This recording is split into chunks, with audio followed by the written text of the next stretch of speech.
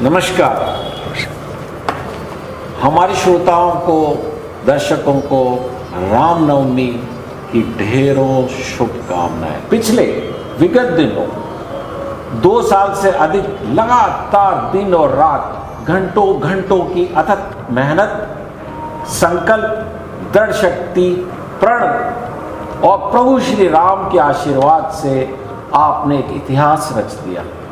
आपने बाबा तुलसीदास रचित रामचरितमानस, जो उन्होंने अवधि में लिखी थी, लगभग 4 शताब्दी पूर्व जो अवधि में लिखी गई थी, उसका हिंदी में सरल हिंदी के अंदर काव्यात्मक रूपांतरण किया है, जिससे जनमानस जिनको अवधि नहीं आती, जो रामायण का, रामचरितमानस का पाठन करते वक्त उन भावों की गहराई में नहीं जा पाते, लेकिन जब हिंदी में उसका काव्यात्मक रूप से वो पाठन करेंगे तो उनके लिए सरल होगा कि तुलसीदास जी ने जो भावनाएं उसमें डाली है, उस भावनाओं की गहराई तक धीरज जी की लेखनी, धीरज जी का काव्यात्मक सरल रूपांतरण आपको ले जाने में शायद मदद करेगा।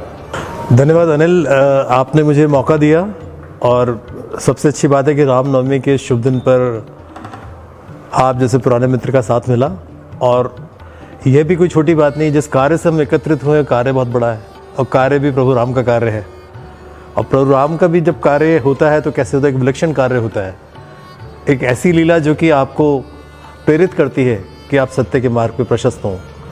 और मैं ये कह सकता हूँ कि आज हम जिस उद्देश्य से मिल रहे हैं, ये पूर्णतः प्रभु श्री राम की कृपा का ही एक परिणाम है। बहुत बढ़िया धीरज जी। ये एक 4 शताब्दी तक कभी किसी ने, कई प्रगाढ़ विद्वान आए जिन्होंने कभी शायद सोचा भी नहीं। तो मैं आपसे जानना चाहता हूँ कि इस महान कार्य की आपको प्रेरणा कैसे मिली और आपने कैसे सब कुछ कर डाला? धन्यवाद अनिल, बहुत अच्छा प्रश्न है आपका। पिछले 2 वर्ष में जैसा मानवता के साथ में हो रहा था, हम सब ने देखा कि लोगों ने अपने करीबी जन खोए। दरअसल जीवन का यथार्थ सामने आया निकल कर। उस दौरान प्रभु प्रेरणा से मुझे इस बात का ज्ञान हुआ कि मुझे रामचरितमानस पढ़ना चाहिए। और रामचरितमानस, आप और हम तो दोनों मेडिकल में रहे, तो हम पढ़ाई बहुत तरह की करी है। रामचरितमानस के बारे में ज्ञान था मोटा मोटा, लेकिन कभी गहराई में नहीं गए। और कविता लिखने का शौक है, लेकिन कविता इतना गहराई में, बाबा की लिखी कविता को समझना छोटी बात नहीं थी। तो बस उस प्रेरणा से ही अनिल, मैंने पिछले 2 वर्ष में बड़ा मन लगा के पढ़ा। और एक बार जब अच्छे से मन लगा के पढ़ा तो मुझे लगा कि अवधी भाषा में जब रामचरितमानस लिखी गई थी तो बाबा का उद्देश्य क्या था? जन भाषा अवधी में लिखी जाए, जिससे कि हर जनमानस तक पहुँचे। और उस समय संस्कृत थी मुख्य भाषा, सांस्कृतिक भाषा होती थी। जितने भी मुख्य महाकाव्य थे वो संस्कृत में लिखे गए थे। महाकाव्य भी, रामायण भी लिखी गई थी, रामकथा सब ने संस्कृत में लिखी थी। वाल्मीकि की रामकथा जो है, रामायण, वो संस्कृत में लिखी है, किंतु लोगों तक उसकी रीच नहीं थी। तो तुलसीदास जी ने निर्णय किया कि मैं अवधी में लिखूंगा, और उसका भारी विरोध हुआ उस समय में। यहाँ तक कि जो उन्होंने रामचरितमानस लिखी थी, चुरा भी ली गई थी। दरअसल लोगों ने नष्ट करने का भरपूर प्रयास किया। प्रभु शिव की कृपा से वो रामचरितमानस फिर सामने आई, लौट कर आई, और उसका उद्देश्य पूरा हुआ। मुझे लगता है सन 2022 में और आने वाले समय में वही ऑब्जेक्टिव आज भी पूरी तरह से जिंदा है कि आज भी जनमानस तक पहुंचना ज़रूरी है। हिंदी भाषा का ह्रास हो रहा है। At the same time Hindi भाषा जो है आज भारत की राजभाषा के साथ राष्ट्रभाषा बन चुकी है। दक्षिण भारतीय राज्यों में भी, उत्तर पश्चिम के राज्यों में भी हिंदी समझते हैं। और हिंदी यदि बोली भी जाए तो हिंदी को समझना सरल है, पढ़ना शायद थोड़ा कष्टप्रद हो। तो आज हिंदी की रीच दुनिया में बढ़ती जा रही है। भारत के नॉन रेजिडेंट इंडियन आज दुनिया में फैले हुए करीब 32 मिलियन। और जैसा मैंने कहा, कोविड समय में ये बुरा समय था, और हमारे जो यंग जनरेशन है, आज के जो मिलेनियल्स कहलाते हैं बच्चे, ये भी अपनी रूट्स की तरफ, अपनी जड़ों की तरफ बढ़ रहे हैं। इनकी रुचि बढ़ी है भारतीय संस्कृति के अंदर। किंतु अवधी भाषा जो अनिल जी, आपको और हमको दोनों को भी शायद पूरी तरह समझ में नहीं आती है, तो ये बच्चे तो कभी समझ नहीं पाएंगे। और अगर भारत का और भारतीय संस्कृति का अगर भविष्य में आगे सिक्योर करना है तो बड़ा आवश्यक है कि आज के बच्चों को हम हिंदी भाषा में पहुंचा सकें राम की कथा जो रामचरितमानस में लिखी गई है। एक अंतिम प्रश्न मैं ऐड कर रहा हूँ, राम की कथा तो है ही, राम की लीला का वर्णन है, रामचरितमानस मतलब राम की लीलाओं का वर्णन, किंतु इसमें और भी फिलॉसफी के गूढ़ रहस्य छुपे पड़े हैं जो कि अवधी भाषा के होने के कारण लोगों तक सामने नहीं आते हैं। मेरी माँ, मेरे दादी नानी वगैरह सब ने सुनी है और प्रतिदिन सुनी है, किंतु अर्थ पूर्णतः नहीं आता जब तक कि हम इसकी टीकाएं पढ़ते हैं। अब ना मुख्य प्रश्न है, जब हम सुनकर सुंदरकांड सुनते हैं फटाफट मतलब अच्छा लगता है, लेकिन समझने के लिए आपको किताब खोलनी पड़ेगी, वक्त लगेगा। मेरा प्रयास था कि इसको उसी छंद, उसी दोहे और चौपाई की मीटर में बांधा जाए जैसे अवधि में किया गया, जिससे कि इसे गाया जा सके और हम जनता तक पहुंच सकें। बहुत खूब। तो आपने धीरज जी से सुना कि इनको प्रेरणा मिली जब मानवता कोरोना जैसी महामारी से ग्रस्त थी, घर घर में मृत्यु का तांडव नृत्य हो रहा था। उस वक्त इनको प्रेरणा मिली कि रामायण पढ़े। उसी वक्त उनके ख्याल में आया क्यों नहीं ऐसी रामायण हो कि जनमानस में। आपने ये भी बताया कि इसकी आवश्यकता क्यों है जनमानस के लिए, और आपने बताया कि जनमानस को इस हिंदी सरल भाषा के काव्यात्मक परिवर्तन से एक आम आदमी को उसका क्या लाभ होने वाला है। तो धीरज जी, अब मैं आपसे जानना चाहूँगा कि आपको इस कार्य को करने में लगभग कितना समय लगा, और इस दौरान मैं समझ सकता हूँ कि आपकी जो सर्विसेज हैं, जो आप गवर्नमेंट जॉब में, और इतना हैवी, मैंने जब भी फ़ोन किया आप हमेशा व्यस्त रहते थे, सुबह से रात शाम तक आप ऑफिस में रहते थे। उस समय में रामायण के इस जटिल कार्य को कैसे करा आपने, और इस दौरान आपको क्या क्या परेशानियाँ आई? एक तो अनिल, ये सबसे मैं बिल्कुल स्पष्ट तौर से कहूँ कि ये तो बड़ा एक सुख मंगल आनंद का कार्य था जिससे मुझे कभी थकावट नहीं हुई। और आपको आश्चर्य हुआ कि जैसा आपने बताया, मैं वित्त मंत्रालय में डिसइन्वेस्टमेंट से संबंधित विभाग में कार्यरत था, जहाँ एयर इंडिया अन्य कई डिसइन्वेस्टमेंट हुए। तो वो तो 24 घंटे का कार्य था, महीनों और सालों तक काम चलता रहा। और मैं आपको बताऊँ, मैंने एक भी दिन मतलब राम कार्य से छुट्टी नहीं ली। क्या बात। और पूरा दिन का ऑफिस का काम करने के बाद में रात को अपने नित्य क्रिया करने 11 बजे के बाद मैं अपनी कलम उठाता था। 11 बजे के बाद में, उसके बाद में वो एक दिव्य शक्ति जो मुझे गाइड करती चली गई। कब 2 बजते थे, कब 2:30 बजते थे या नहीं बजते थे, और पूरा सुबह में प्रफुल्लित उठता था। मुझे कभी थकावट नहीं हुई, blood pressure everything was well in control. एक रोज़ छुट्टी नहीं ली मैंने। हाँ, शनिवार इतवार को मैंने अपना समय दिया। अभी भी मैं एक्चुअली इसको, जब फाइनल स्टेज पर है ये ड्राफ्ट, तो अभी भी मुझे कब 1:30 बजता है 2 बजता है एक्चुअली मुझे पता नहीं पड़ता, लेकिन थकावट 1% नहीं है।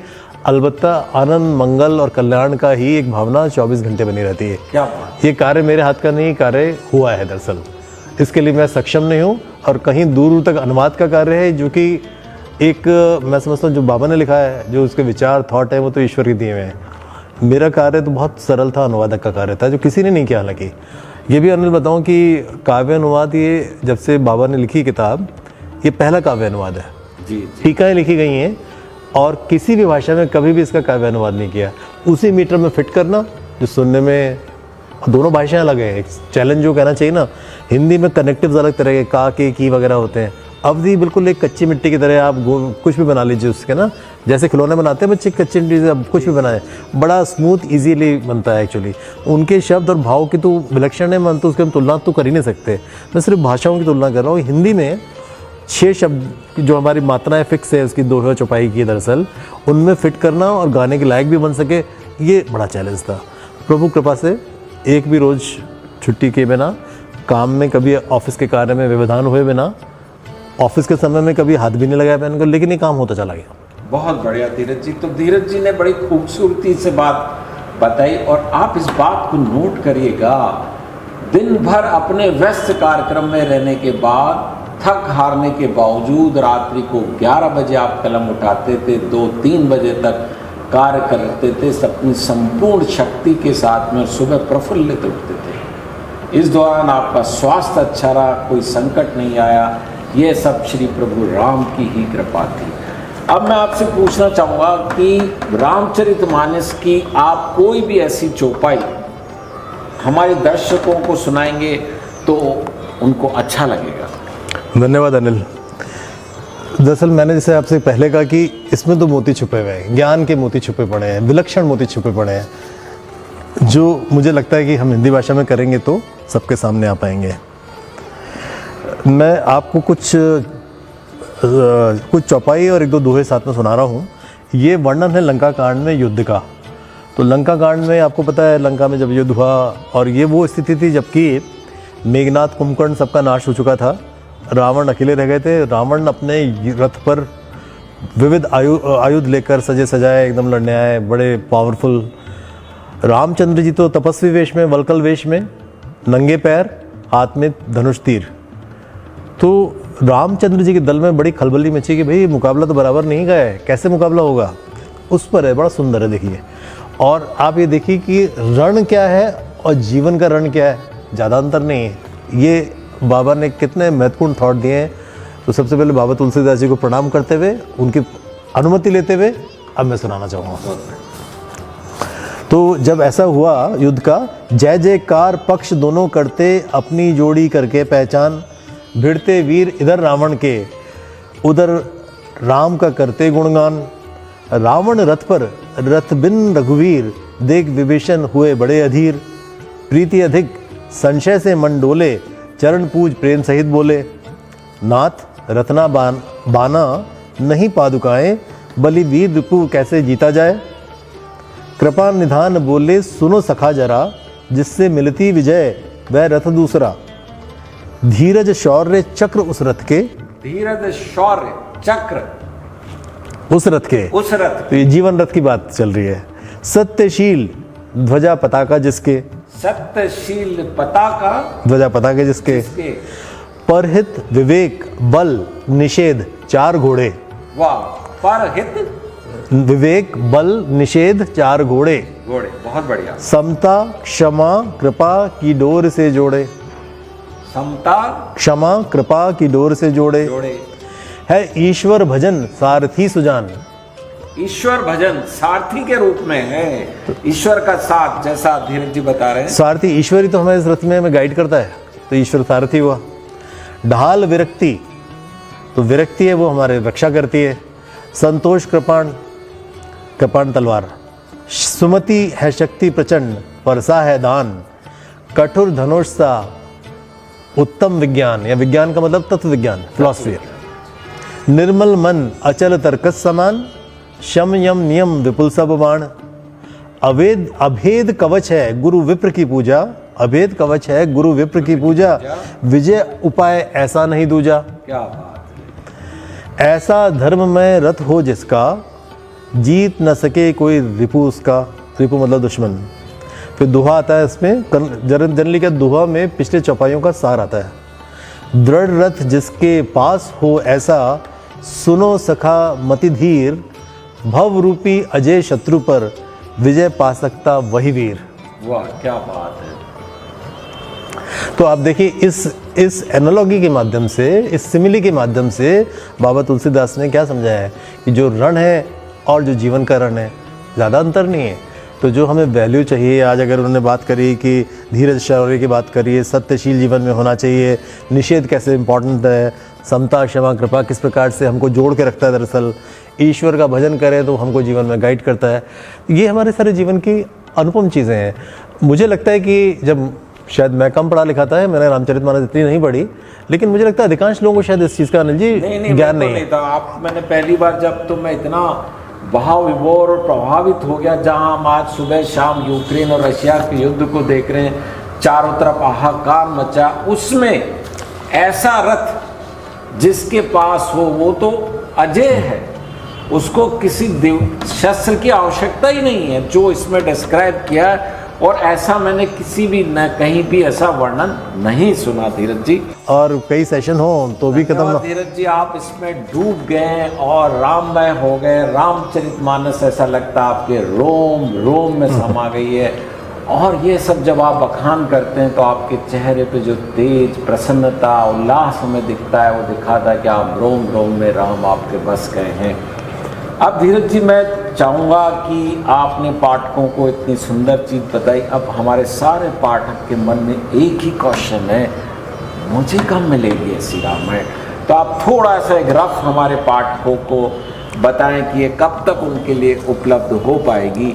और अभी शायद आपके हाथ में कुछ प्रिंट है, तो ये अभी रफ प्रिंट है जिसको आप अभी और एडिटिंग और सब करेक्ट कर रहे हैं, तो फाइनल प्रिंट पाठकों के हाथ में कब तक आ पाएगा?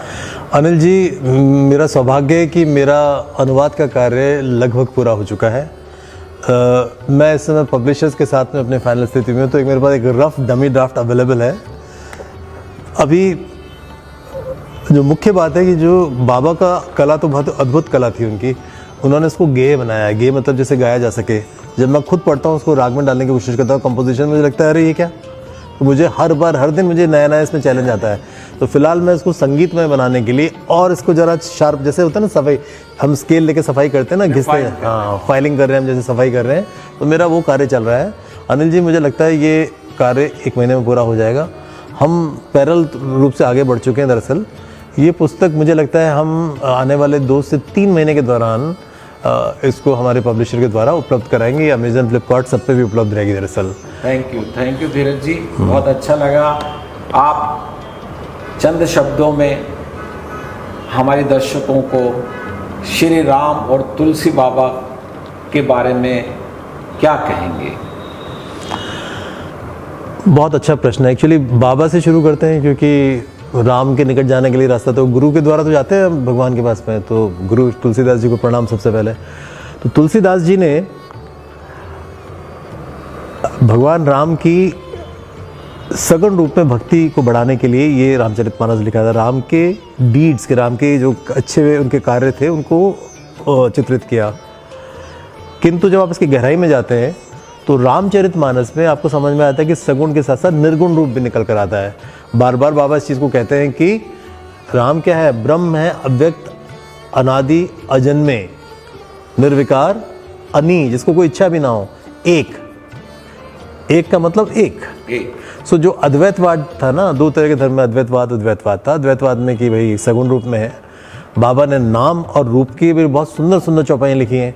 रूप तो सगुण रूप हुआ, नाम को अगर हम कहते तो एक मन में ध्यान करते एक तरह का निर्गुण रूप दरअसल मन में। तो बाबा ने राम के उस रूप के अंदर भक्ति करी है। तो हम गहराई में जाते तो हम सगुण निर्गुण दोनों रूपों का व्याख्या ठीक से कर सकते हैं। जहाँ तक आप कह रहे हैं बाबा श्री राम की बात करें, श्री राम जैसे तुलसीदास जी ने कहा कि हर कल्पों में, हर युग में उन्होंने अवतार लिए हैं। रामचरितमानस कहते हैं कि अनेकों ब्रह्मांडों में अनेकों राम हो रहे हैं, अनेकों विष्णु। तो जब जब आवश्यकता पड़ी, प्रभु अपनी लीला धरकर आ गए, एक रूप लेकर आ गए, जिससे कि आप और हम सब सत्य के मार्ग पर प्रशस्त हो सकें। थैंक यू धीरज जी, आपका बहुत बहुत धन्यवाद, हृदय से आभार, साधुवाद हम सभी हमारे स्टूडियो और हमारे स्टाफ की तरफ से आपको व्यक्त करते हैं। और फिर आपसे मुलाकात होगी। जय श्री राम। जय श्री राम। जय तुलसी बाबा। जय तुलसी बाबा।